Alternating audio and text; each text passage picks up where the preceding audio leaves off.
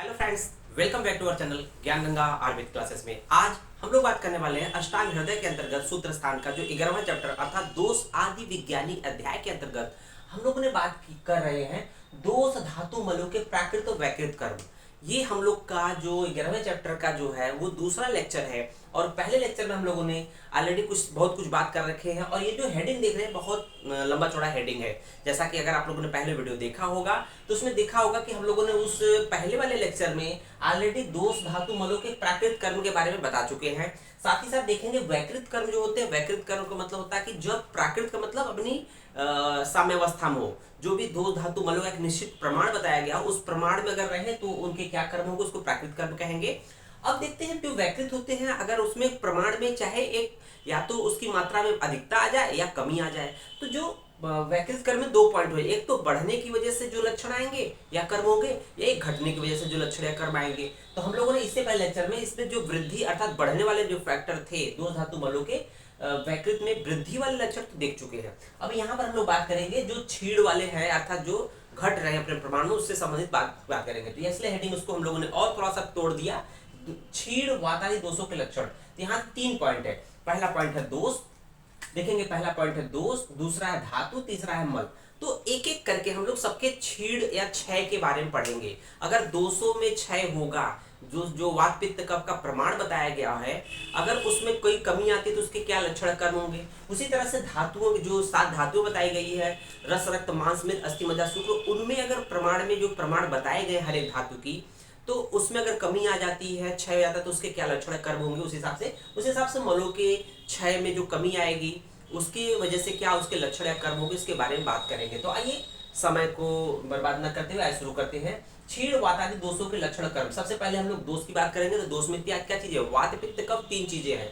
तो छीड़ वातादि दोषों के कर्म के लक्षण वाले छीड़ वात का कर्म या लक्षण। सबसे पहले वात का जो क्षय हो जाए, अगर शरीर में वात का क्षय हो जाए तो उसके क्या क्या लक्षण या कर्म होंगे, इसके बारे में देखेंगे। लिंगम छीड़े अनिले, तो क्या होगा, लिंगम मतलब लक्षण, लिंग मतलब लक्षण होता है। छीड़े अनिले, अगर वात का क्षय हो जाए, छीड़ का मतलब कमी आ जाए, वात में कमी आ जाए तो क्या होगा। तो उसकी वजह से जो शारीरिक रूप से जो सिम्टम्स आते हैं उसको हम लोग कोरिलेट करते हैं। देखेंगे अंगस से साधु, अंग में सात का मतलब शिथिलता या वेदना, अंग सात का मतलब होता है वेदना, बट किताब में क्या लिखा है, अंगों में शिथिलता आ जाएगी, ठीक है ना। उसको देखेंगे अल्प बासिते हितम, व्यक्ति कम बोलता है। जिस व्यक्ति का वात का क्षय हो जाता है, तो देखते होंगे जो बहुत बोलने वाले व्यक्ति अगर वात का क्षय हो जाएगा तो वो बहुत कम बोलेगा। अल्प भाषते हितम, उसके लिए कम बोलना हितकर होता है।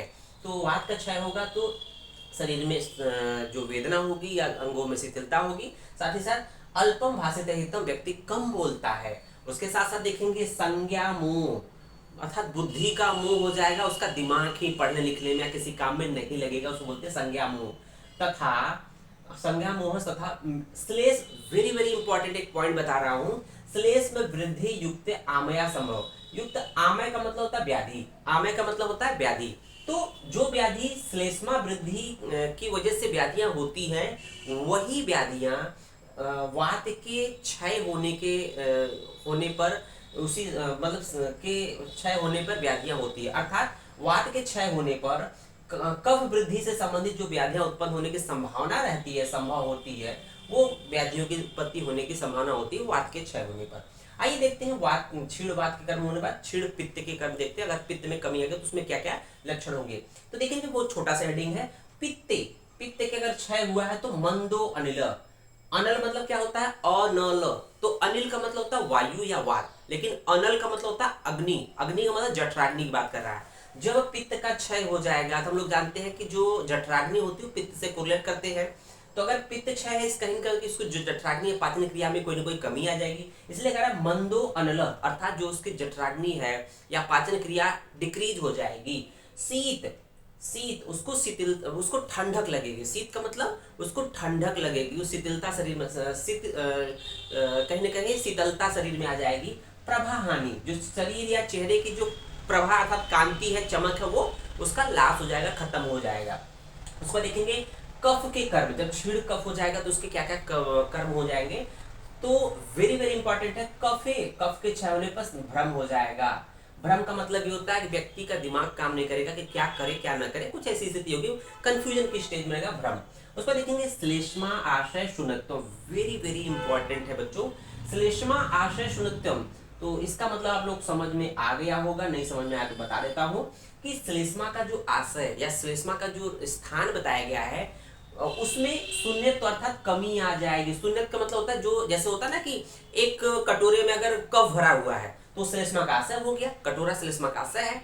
अब कफ का क्षय हुआ तो कहीं ना कहीं कटोरा से खाली होगा, कफ खाली होगा तो कह रहा है शून्यत तो मतलब उसमें या तो छीड़ हो जाएगा या तो कमी आ जाएगी। उसका देखेंगे हृदय द्रव, वेरी वेरी इंपॉर्टेंट है। हृदय द्रव क्या है, जब कफ का क्षय होता है शरीर में तो हृदय द्रव का मतलब पल्पिटेशन, मतलब उसको एक जैसे कहते हैं ना घबराहट हो, पल्पिटेशन, तो इसको बोलते हैं पल्पिटेशन, पल्पिटेशन, ठीक है ना, पल्पिटेशन होगा, ठीक है ना, घबराहट होगी तो उसको बोलते हैं हृदय द्रव, मतलब घबराहट होगी, दिल तेज से धड़ धड़ धड़ धड़ धड़ धड़ धड़ धड़केगा। उसको देखेंगे श्लथ संधिता, संधियां शिथिल हो जाएंगी, एक्टिव नहीं रहेंगी, बहुत एक मन से काम नहीं करेगा। तो देखेंगे वातादि दोषों अर्थात दोषों का क्षय होने के बाद हम लोग देख लिया। अब धातुओं की बात करते हैं, दूसरे नंबर पे धातु है, ठीक है ना। धातु में भी क्षीण धातु कर्म की बात करेंगे तो धातु में 7 बताए गए। तो यहाँ देखेंगे रस धातु के कर्म, अगर रस धातु शरीर में क्षीण हो जाए, कमी आ जाए तो उससे क्या क्या लक्षण होंगे, तो उसको कोरिलेट कर सकते हैं कि रस का मतलब सिंपली क्या होता है, जल से संबंधित है। अगर शरीर में फ्लूइड की कमी आ जाए, आपको रिलेट करके देखिए, शरीर में फ्लूइड की कमी आ जाए तो वो लक्षण पूरे पूरे यहाँ दिखेंगे। तो देखेंगे शरीर में अगर जैसे गर्मियों के समय में अगर आपके शरीर में पानी की कमी है तो क्या हो जाएगा, रस के क्षय होने पर शरीर में रस के क्षय रौक्ष्यम, शरीर में रुक्षता आ जाएगा, ड्राइनेस आ जाएगी।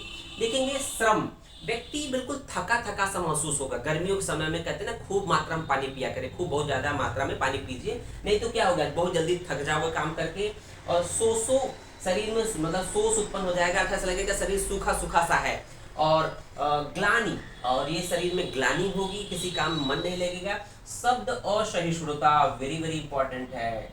सहिष्णुता का मतलब होता है किसी चीज को फेस करना, सहिष्णुता का मतलब होता है फेस करना। असहिष्णुता का मतलब, असहिष्णुता का मतलब हो जाएगा किसी इरिटेट होना, फेस ना कर पाना। तो कहते हैं ना कि आपका जब तबीयत खराब होता है तो कहते हैं बहुत तेज से कोई बच्चे चिल्लाते हैं ना तो उसको दूर भगा देते हो या आप खुद दूर चले जाते हो, आपको इरिटेट करती है सब बातें, मतलब भ्रमित करती हैं, इरिटेट करती है, ये उसको बोलते हैं शब्द असहिष्णुता। बहुत गंदा लगता है, ऐसा लगता है कि चिल्ला रहे हैं इस तरह से। तो ये चीजें हैं, तो ये आपको देखना है रस क्षय होने पर ऐसा मिलता है। उसको देखेंगे शरीर में रक्त की कमी हो जाएगी तो क्या क्या चीजें होंगी, तो रक्त का क्षय होने पर क्या होता है, तो देखेंगे सिम्टम क्या, अम्ल शिशिर प्रीति। अम्ल शिशिर प्रीति अर्थात प्रीति का मतलब होता है लगाव, चाह, मतलब कामना करता है किसकी, अम्ल रस खाने की कामना करता है, साथ ही साथ ठंडे शीतल वस्तुएं, जो ठंडी चीजें हैं उसको खाने की इच्छा रखता है। अगर रक्त में कमी आ जाए शरीर में तो व्यक्ति क्या करता है, अम्ल रस खाने की इच्छा करता है, प्रीति मतलब इच्छा करता है, और शीतल मतलब शीशित मतलब ठंडी वस्तुएं खाने की इच्छा करता है। उसको देखेंगे शिराशैथिल्यम, जब शरीर में रक्त की कमी हो जाएगी तो जो खून की धमनियां हैं, खून की नलिकाएं हैं, खून की नलियां हैं, उसमें क्या होता है, शिथिल हो जाएगी। जैसे ट्यूब है, पाइप है, पाइप में शरीर में मान ली पाइप है, ट्यूब है, तो अगर पानी खूब है, रक्त खूब भरा हुआ तो खूब इस तरह से रहेगी, नहीं तो क्या होगा जब रक्त कम है तो पिचक जाएगी। शिथिलता मतलब पिचक जाएगी, जितना पानी होना चाहिए नहीं है तो क्या होगा, पिचक जाएगी। तो शिरा शैथिल्य, और यह रुक्षता, शरीर में रुक्षता भी आ जाएगी। उसको देखेंगे तीसरा है मांस के क्षय होने पर क्या क्या लक्षण आ जाएंगे। तो मांस के क्षय होने पर देख रहे होंगे कि मांस से अच्छ ग्लानि,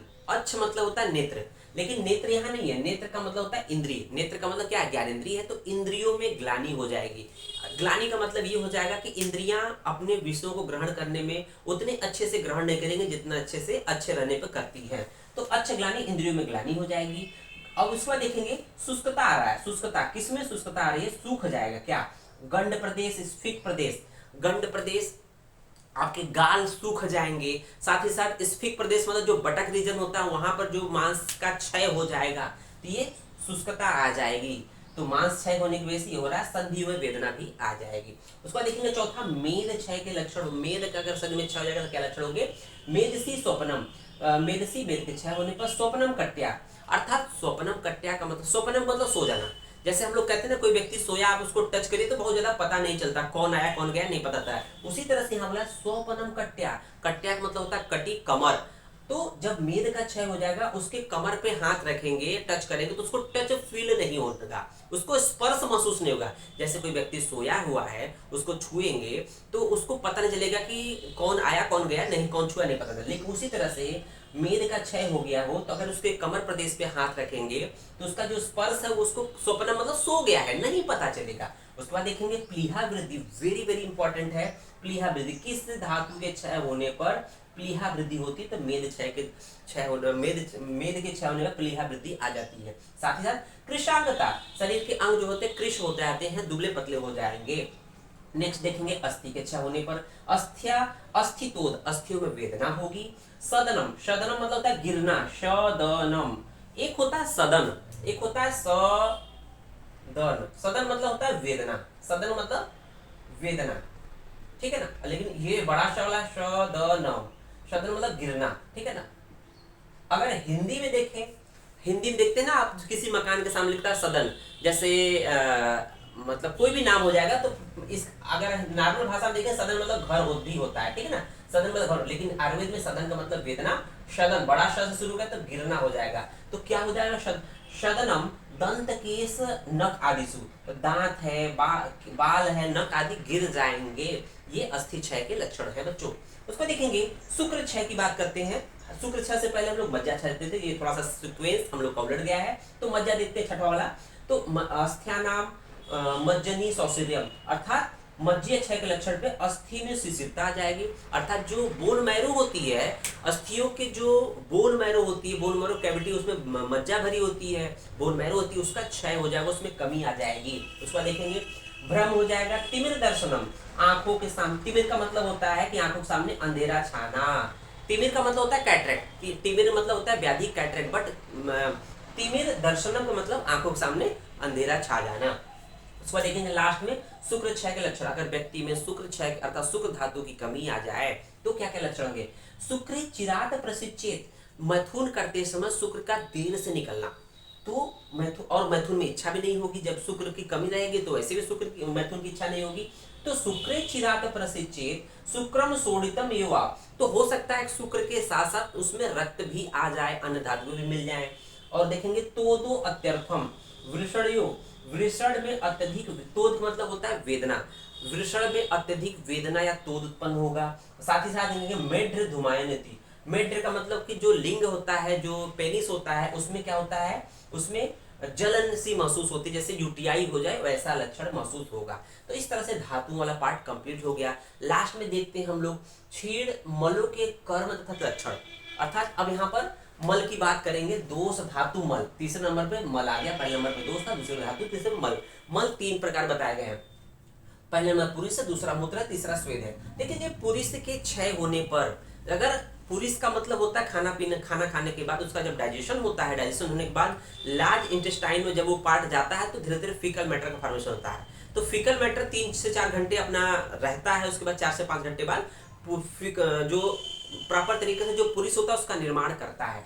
तो जब शरीर में आप देखते होंगे कि खाना पीना है ही नहीं तो क्या लक्षण आएंगे, देखेंगे पुरुष के क्षय होने पर वायुर अंतराणी शब्दों वेस्टियन, तो जो वायु आंत्र में, आंत्र मतलब होता है लार्ज इंटेस्टाइन, आंत्र का मतलब यहाँ पर लार्ज लार्ज इंटेस्टाइन की बात कर रहा है। तो आंत में, बड़ी आंत में, लार्ज इंटेस्टाइन में वायु जो होती है शब्द के साथ इधर उधर घूमती रहती है, वेस्टर्नी मतलब इधर उधर घूमती रहती है, सशब्दों, शब्द के साथ गुड़गुड़ाहट होती है, जैसे जब पेट में गैस भरी होती है तो बड़ बोलता रहता है, पास नहीं होगी लेकिन घूमता रहता है, सशब्दों वेस्टर्नी अर्थात इधर घूमता रहता है।